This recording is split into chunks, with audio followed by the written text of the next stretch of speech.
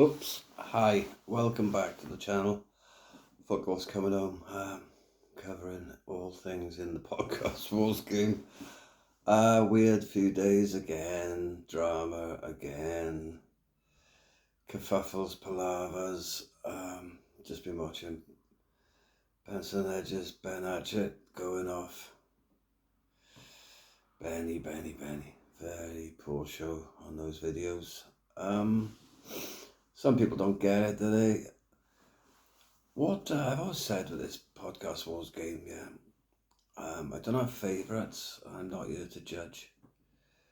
But if you'll notice, over the course of the several months I've been doing this, some people have been noticeable in their absence from my videos. Namely, I'd say Mr. Hatchett, Mr. Ditchy, and Mr. Herbert.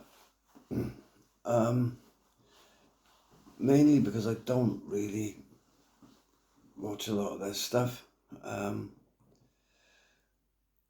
Now, the reason I don't have opinions or don't judge favourites or whatever, I do have opinions, but I don't judge. Well, I do, but I say I don't judge.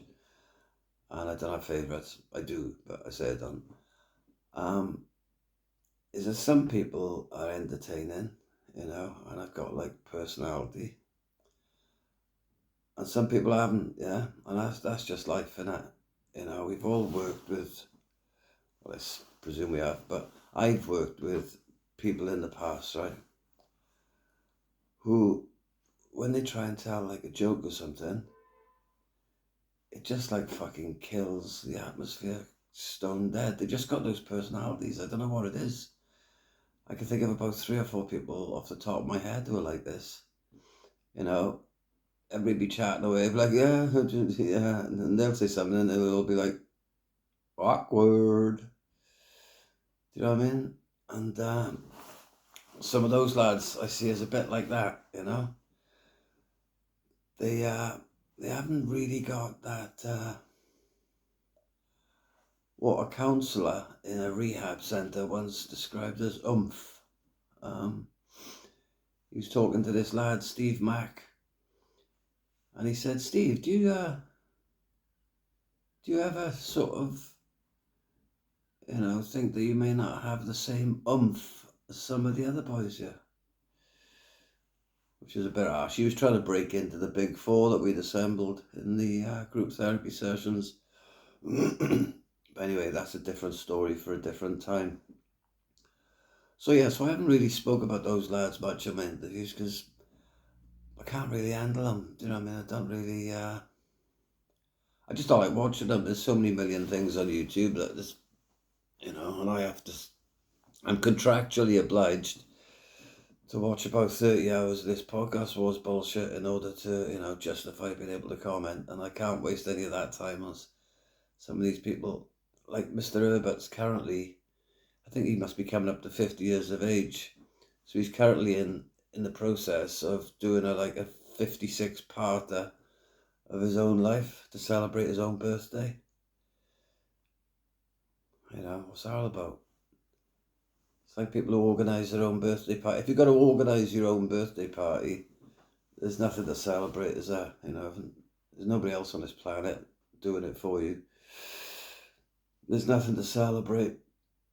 So what's happened since we last spoke? I think I made a video just after the press conference, didn't I?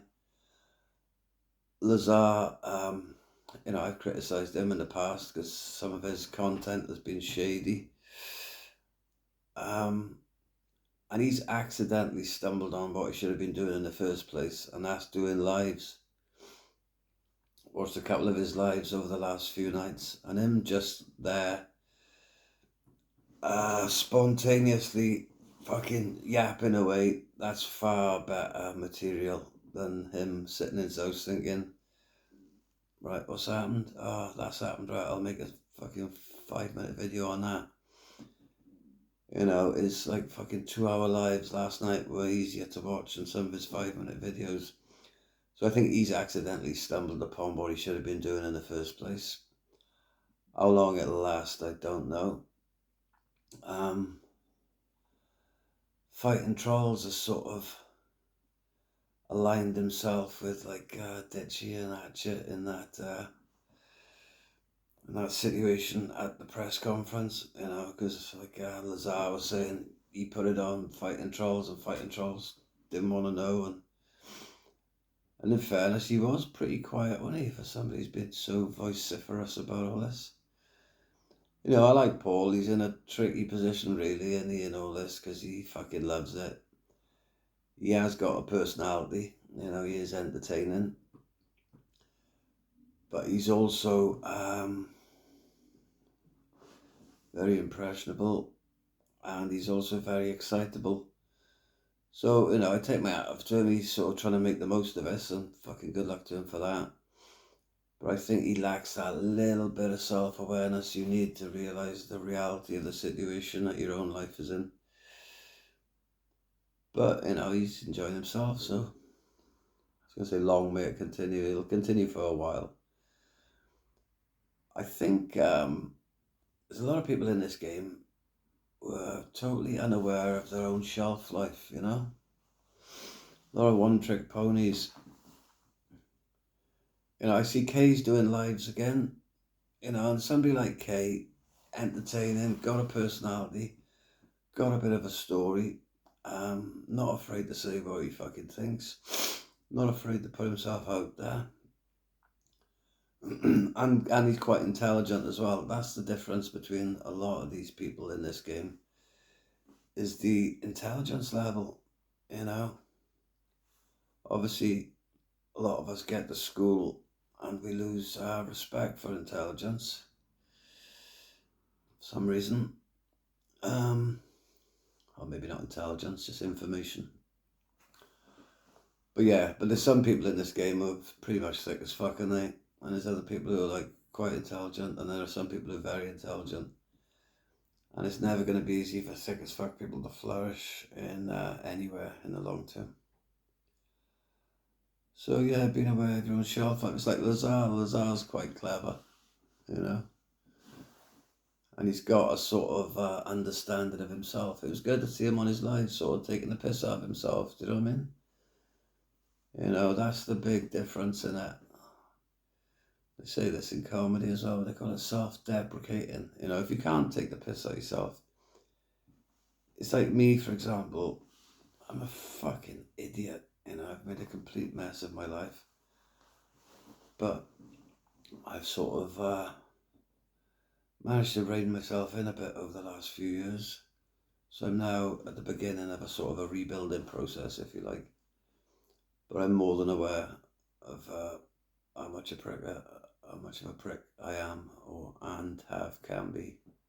If that makes sense. Some people, deep down, they're insecure, but they're so desperate to hide it that they've forgotten that they're insecure. Do you know what I mean? They've forgotten that the whole modus operandi is about hiding their own insecurity, because they've hidden it so well that they're not hiding it from themselves, and they've started to believe their own cover stories for their own insecurity, and that's a weird place to be in, isn't it? You know, not mentioning any names or whatever.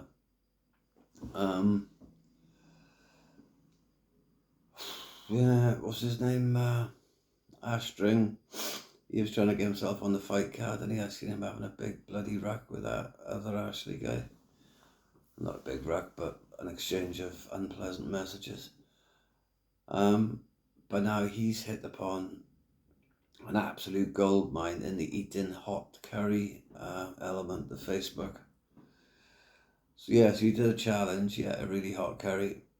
Went quite well. So the next night, yet another one.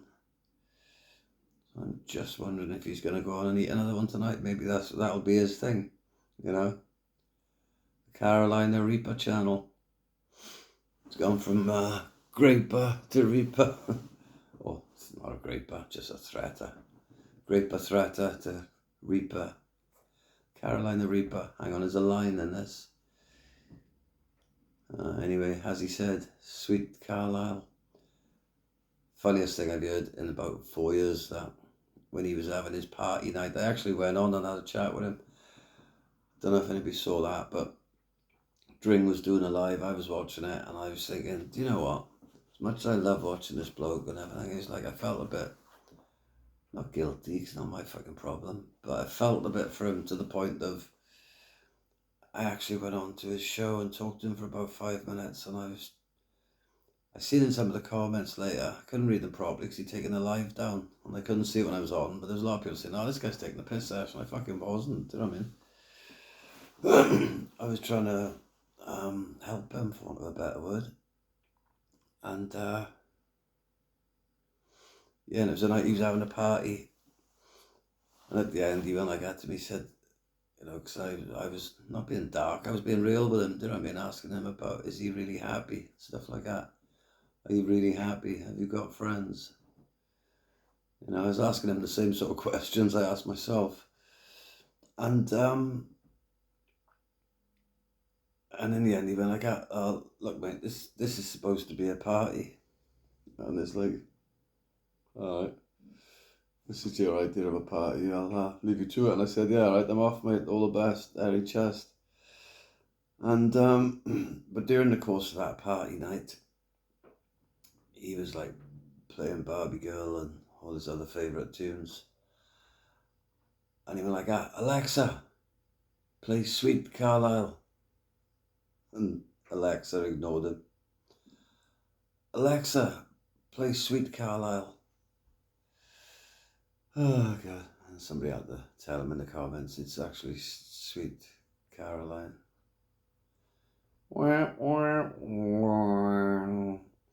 So yeah, it's all been happening, you know. Been a full cycle in that. Press conference. Ditchy's in the Chinese going, fuck it, fuck them all. Then he goes on to Paul Venice's saying, oh, you know what, it is a bit bad, but not really bad. And then Ditchy was like, well, I would like to apologise, you know, to Venice and to Dougie and to Christy. Yeah, you know, I was waiting for him to say, oh, and I'd like to apologise as well to Mike Tyson, Rocky Balboa, Genghis Khan, and anybody else who's like really hard. Do you know what I mean? Baz Rutten, I'd like to apologise to him. Francis Ngannou. He just basically did his apology. He was like, I'd like to apologise to anybody I consider really hard, but everybody else can go fuck themselves. So that was his apology. And then he was coming back in when he with a video. Oh, fuck Lazar, fuck Lazar. It's like they sort of made fools of themselves, and they were the sort of slow punches.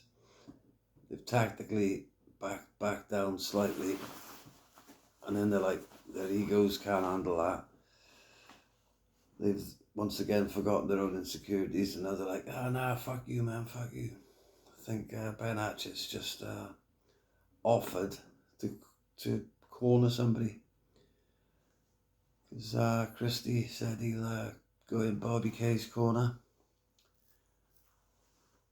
Ben Hatchett now was saying a video saying, no, he can't fight fucking Bobby K now. Wants him to do a fucking AIDS test. Maybe they should both do one. And but he's contracted to this other organisation, so he can't fight in 3D. But he's willing to corner somebody. Oh yeah, tidy.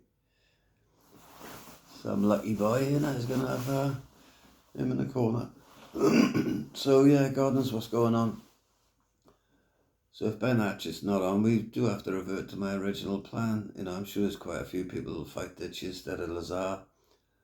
Lazar's been on fucking threatening to sue people and all that. And whilst I have some understanding of Lazar being pissed off at what happened to him, I as well don't agree with that thing of, oh, I'm going to sue you, I'm going to sue the club, I'm going to, you know. One of the things that's right about what some of these lads have said, you can't be involved in this game and also go down sort of official routes. It's like with these videos and stuff, people making it, you know, some people use other people's material in it, clip little bits, and then people are going off grassing them to YouTube, you use my clip, and then people getting channels, taking them down. You're going to make fucking videos. If anybody's fucking talking about you, slagging you off, then you just have to accept that you got yourself involved in the first place, and that's the way it goes, and just ignore it. Yeah, Darren Gee was supposed to have had a scrap yesterday when he saw somebody attacked him, and I watched that, and somebody made a very interesting comment on one of the videos of it. If you have a look at the bit where he puts the camera allegedly on a bin to film a little bit of it, and there's a car, right, parked right behind where the camera would be, and it's a very sort of distinct blue colour. Now they've run round the corner, yeah, to this spot where they have this little altercation. Have a look out for that blue, it's a light sort of blue car, which is just slightly in shot, which should have been behind where the camera was. And when it cuts down to a second later and Darren Gee's shooting off in a car, you can see little bits of that car, which are the same colour blue. Which means there's a likelihood, it may just be coincidence, but there's a likelihood that the car that was parked there, where they ran to have the altercation, was also the same car that he's been travelling in, which means it would have been set up. Not my observation. I saw some other guy in the comments say it, but when I watched it back, I thought, you know what, mate, you could be fucking right there. Which would be disappointing, because I like Mr. G. So if he's now going down the route of going up to Liverpool and making videos up, that would be disappointing from the lad. Yeah, what else is going on? I watched a bit of that Shane Taylor last night on Sean Atwood. You know, different level in it, some of these interviews. Different level. I like that Shane Taylor, man. Proper story in it, you know, and it's, without the redemption, there is no story, is there? You know, this is what a lot of these YouTubers need to realise. At some point, you need to do a 180, you know, to have a story. Otherwise, you just go, and you're going to just crash into a wall at some point. And that'll be the end of that. So yeah, I enjoyed that. Anything else been happening while we're here? Yeah, Kay's coming back on the lives, I think. Lazars may have tapped into the lives. Hatchett and Ditchy, you know, pretty much standing their ground. Fighting trolls is being fighting trolls. Anything else been happening?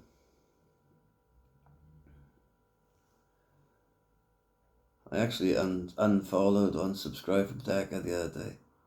All his like positivity thing was doing my head in. Oh, it's all about the positive. You know, he's just making these. It's like, how many videos you're gonna make trying to convince yourself how positive everything is at the moment. And I got a bit bored of that. And yeah, and then what happened then? Something else happened with that lad then. Oh, the Paul Ferris was putting it on him a bit on Twitter, wasn't he, about, don't be using my name, son. So I'm waiting to see if anything develops from that. And yeah, and I watched a bit of that Decker and Dr. Daz, doorstep challenge guy. Decker and Dr. Daz, and Decker was saying, yeah, well, I was watching Joe Rogan, and, you know, Joe Rogan said, don't read YouTube comments, not a good idea. And Decker was like, I don't read YouTube comments. So I put a comment in his Dr. Daz, the doorstep challenge guy. I put a comment on that video. And then Decker said something. I said, oh, I thought you didn't read the comments. And he didn't read that one, because he didn't reply to that one. So maybe it was another half-truth, Deck. Another half-truth. Yeah, so it's all a bit, you know, this game. I was sort of buying into this 3D Fight Club. I've made videos about how I think it could work, and the last few days has made me think, it's going to be hard work for them to pull this off now. I still maintain what they need to do is have Lazar fighting trolls. You know, the guy fighting trolls is fighting Donald or whatever. He just looks like he's not really that keen. He looks to me like a guy who's about fucking 2 months behind on his rent, and his landlord said, right, come and do this, and I want to evict you. And he's like, I don't fucking want to, but I also don't want to be homeless, so I better go and fucking shovel shit for the landlord for fucking 3 weeks. He doesn't look at home in that environment. He doesn't look like he particularly wants to be there. And it's starting to look like he's there for fighting trolls to fucking give him a few digs. So fighting trolls wins. Winner stays on. He goes on to the next card, which Dougie and friends think that he'll help bring the numbers in for that. You know, what happens if what's his name? See, I don't mean this disrespectfully, but I keep forgetting his name. But what if that Scottish guy knocks fucking fighting trolls out and his winner stays on? So the Scottish guy then, I know it begins with D. I always think of Dougal, but I know it's not. But if he knocks fighting trolls out, what, his winner stays on in the next fight, is he? You know, that'll bring the crowds in.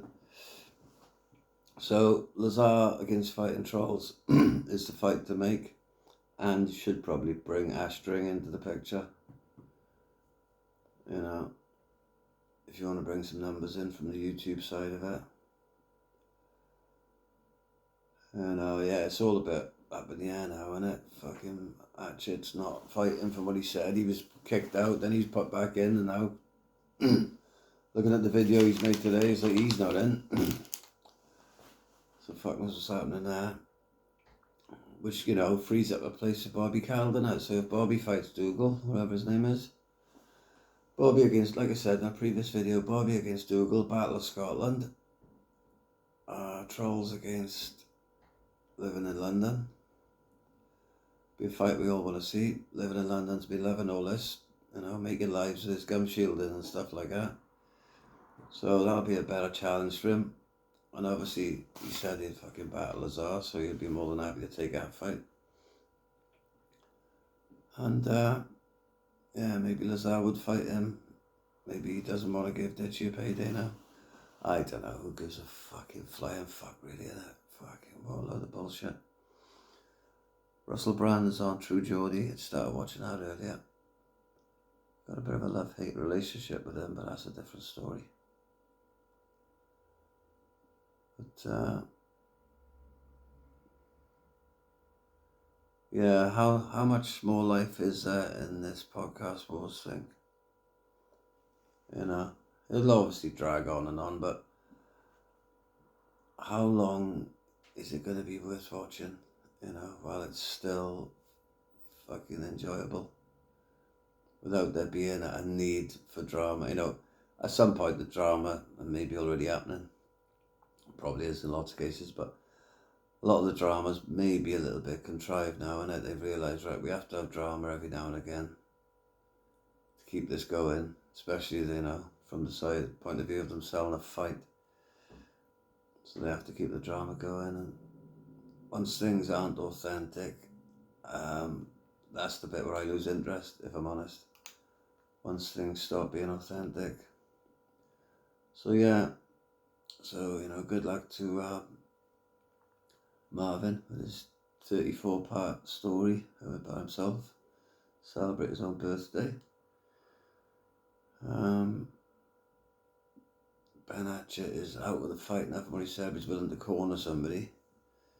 So yeah, tidy. Ditchy thinks he's done no wrong. Fighting trolls, living the dream. Lazars on the lives, K's back. Gee's potentially inventing fights. Beginning of the end? Maybe this is the beginning of the end. Just in time for the foot golf season starting, actually. Maybe this podcast was just something to get us through the winter, innit? You know, maybe it served its purpose. Who knows? Let's see how things pan out, innit? Thanks for watching. Sorry about the over-the-top enthusiasm for all this. But, you know, as I say, a lot of people click on my videos, watch them for 2 minutes, and they're like, fuck this. And I don't mind that. You know, I nearly turned this off myself. But, as my mate Griffith used to say to me, we're not everybody's cup of tea, Griff, are we? All the best, hairy chest.